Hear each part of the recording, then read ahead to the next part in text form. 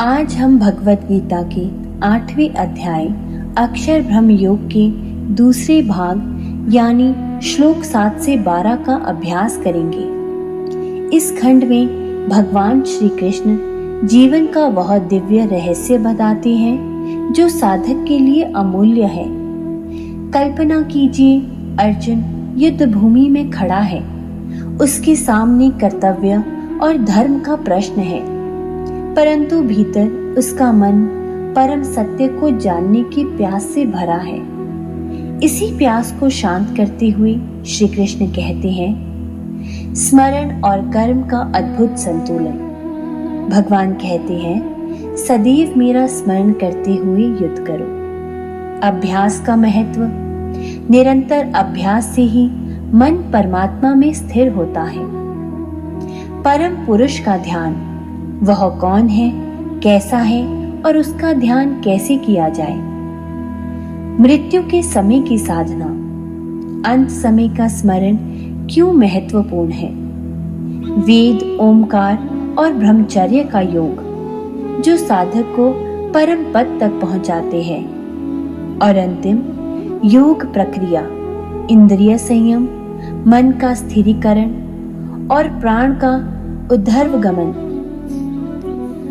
आज के व्यस्त जीवन में भी यही प्रश्न है, कैसे हम अपने कार्य और साधना में संतुलन बनाएं, कैसे मन को बार बार भटकने से बचाकर लक्ष्य पर केंद्रित करें, मृत्यु के भय को कैसे सकारात्मक साधना में बदलें। ये श्लोक हमें सिखाते हैं कि जीवन की अंतिम सिद्धि केवल बाहरी सफलता नहीं बल्कि चेतना का पूर्ण जागरण है। जब अभ्यास, भक्ति और स्मरण एक हो जाते हैं तब साधक अपने भीतर स्थायी शांति और अपरिमित शक्ति का अनुभव करता है।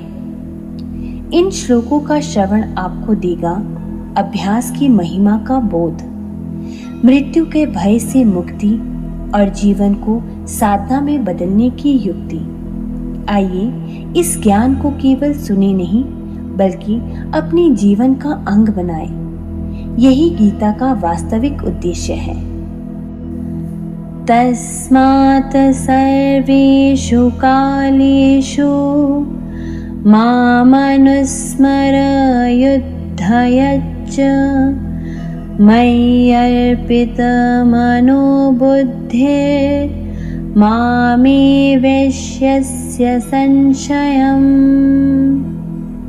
इसलिए हे अर्जुन, हर समय मेरा स्मरण करते हुए युद्ध करो। यदि तुम्हारा मन और बुद्धि मुझ में लगेगा तो तुम निश्चय ही मुझे प्राप्त करोगे। भगवान श्री कृष्ण यहाँ कर्म और समर्पण का सुंदर संतुलन सिखा रहे हैं। सिर्फ ध्यान में बैठना ही नहीं बल्कि कर्म करते हुए भी स्मरण बनाए रखना, यही जीवन का सच्चा योग है। अर्जुन को युद्ध करना है पर साथ ही स्मरण भी बनाए रखना है। आज के व्यस्त जीवन में भी यह सूत्र उतना ही आवश्यक है। ऑफिस, पढ़ाई या पारिवारिक जिम्मेदारियों के बीच भी भीतर तक शांति का केंद्र बना रहे, यही गीता का संदेश है। अपने हर कार्य को प्रभु समर्पण के साथ करें, यही कर्मयोग का सार है। अभ्यास योग युक्तेन चेतसा नान्यगामिना परमं पुरुषं दिव्यं याति पार्थानुचिन्तयन्। हे पार्थ, जो व्यक्ति निरंतर अभ्यास योग से मन को भटकने ना देकर दिव्य परम पुरुष का चिंतन करता है, वह उसे प्राप्त कर लेता है। यहाँ श्री कृष्ण अभ्यास की महिमा बताते हैं। अभ्यास का अर्थ है बार बार मन को परमात्मा में लगाना, चाहे वह भटके भी। उपनिषदों में भी कहा गया है, नायमात्मा बलहीनेन लभ्या, अर्थात आत्मा बलवान साधना से ही प्राप्त होती है। ध्यान, प्रार्थना या कोई भी कौशल सब निरंतर अभ्यास से ही सिद्ध होते हैं। आधे अधूरे प्रयास लक्ष्य तक नहीं ले जाते। हर दिन अभ्यास करें, अभ्यास ही आपको लक्ष्य तक पहुंचाएगा। कविं पुराणमनुशासितारम् अणुरणीयान् समनुस्मरित्यः सर्वस्य धातारमचिन्त्य रूपम् आदित्यवर्णं तमसः परस्तात्। जो व्यक्ति उस सर्वज्ञ, सनातन, सबका नियंता, अणु से भी सूक्ष्म, सबका आधार, अव्यक्त और सूर्य के समान प्रकाशमान परमात्मा का ध्यान करता है। यहाँ ध्यान के योग्य परमात्मा के गुणों का वर्णन है। कवि यानी सर्वज्ञ, पुराण, सनातन, अनुशासिता, सबका नियंता, अणुरणीयांसम, अणु से भी सूक्ष्म, सर्वस्य धाता, सबका आधार, अचिंत्य रूपम, जिसकी कल्पना भी कठिन है, आदित्य वर्णम, सूर्य के समान तेजस्वी, और अंत में तमसः परस्तात, अज्ञान के पार स्थित। यह श्लोक ध्यान को गहराई देने का मंत्र है। इन गुणों का चिंतन साधक को व्यापक दृष्टि देता है। ध्यान करते समय परमात्मा के इन गुणों का स्मरण करें। आपका ध्यान स्थिर और गहन होगा। प्रयाण काले मनसा चलेन भक्त्या युक्तो योग बलेन चैव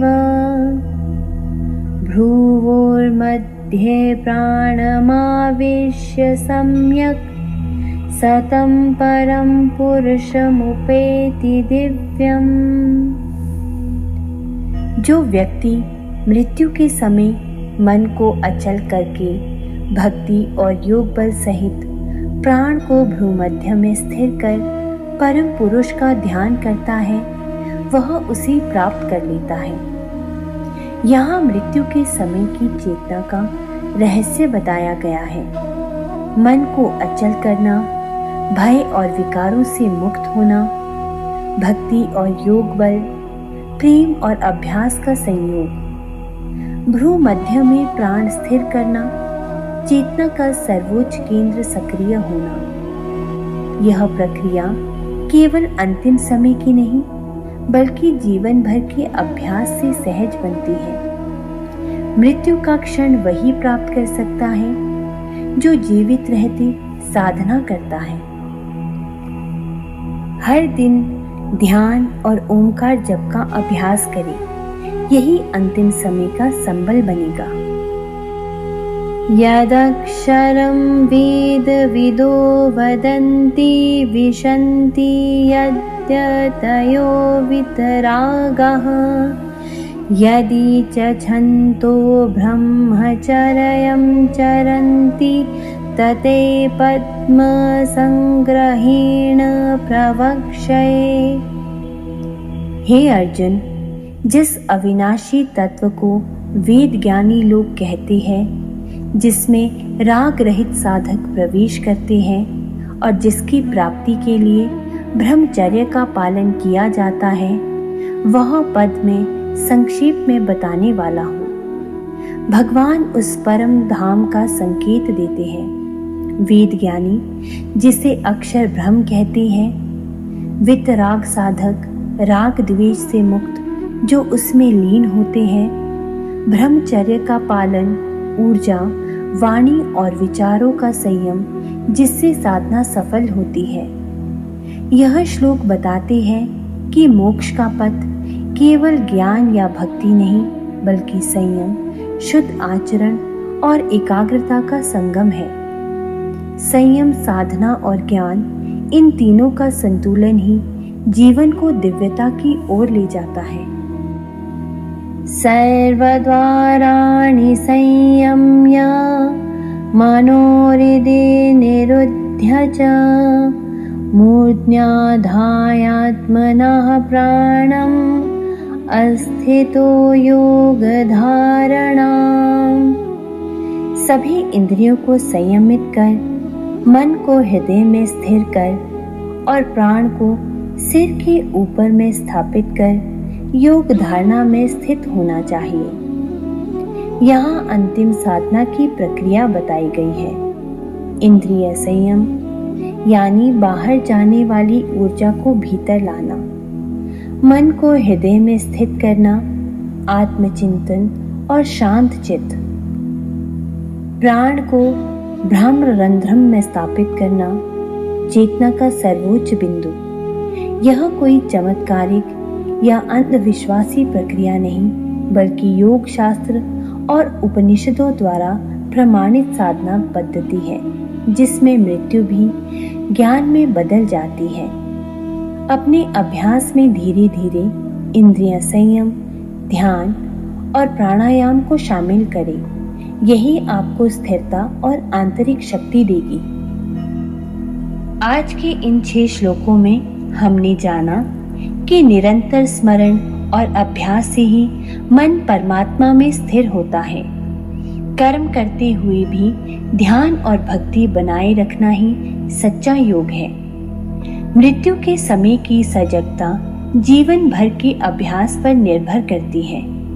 परम पुरुष सर्वज्ञ, सनातन, सूक्ष्मतम और सर्वव्यापी है। उसका ध्यान साधक को शक्ति और स्थिरता देता है। ओमकार, ब्रह्मचर्य और वेद ज्ञान साधना के स्तंभ है। और अंत में योग की प्रक्रिया, इंद्रिय संयम, मन का हृदय में स्थिरीकरण और प्राण का भ्रू मध्य में स्थापित होना साधक को परम पद तक ले जाती है। इन श्लोकों का सार यही है कि जीवन का प्रत्येक कर्म, प्रत्येक विचार और अंतिम क्षण तक सबका उद्देश्य परमात्मा को पाना ही होना चाहिए। आज का संकल्प है कि मैं अपने अभ्यास को निरंतर बनाऊंगा और हर क्षण प्रभु का स्मरण कर अपने जीवन को साधना में परिवर्तित करूंगा।